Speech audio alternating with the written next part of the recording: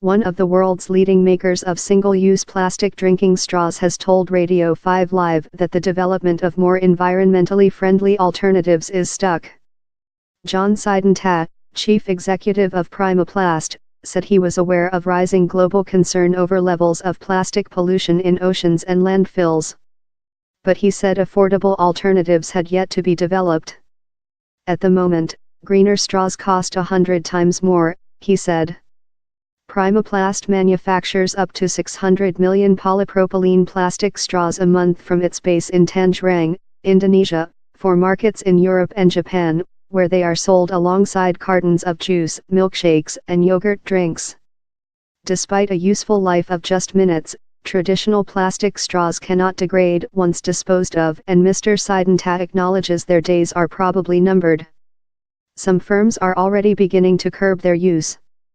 The pub chain J.D. Wetherspoon and Pizza Express have announced plans to phase them out completely, while other firms, such as All Bar One, say they plan to substantially reduce the availability of plastic straws in their branches. Cornwall may become the first county to ban them from bars and restaurants after a campaign by the group Final Straw Cornwall.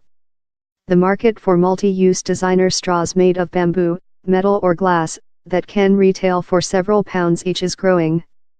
But paper alternatives have had a mixed response as they tend to go soggy easily, making them harder to use, particularly for children. Straws can also be made from potato or corn paste, but Mr. Siddhartha said it has been expensive to develop products from those materials. To be as close as possible to plastic materials, this is not an easy job. Mr. Siddhartha points that carton drinks can last up to 18 months, but straws made from alternative materials that could last that long would cost Primaplast up to 100 times more to manufacture. Mr. Seidentat adds that polypropylene straws are in fact definitely recyclable, and in Japan are often reused in other forms of packaging, plastic tiles, and even for types of stationery. In other markets this often isn't done as the lightweight nature of these straws mean that, like banknotes, a huge volume is needed before recycling becomes cost-effective. He believes governments worldwide must decide on clear legislation for the global use of plastic materials in food and drinks and other consumer goods and warns a boycott won't work. We have to be rational. It's not reasonable enough to say stop using the products without a solution, he said.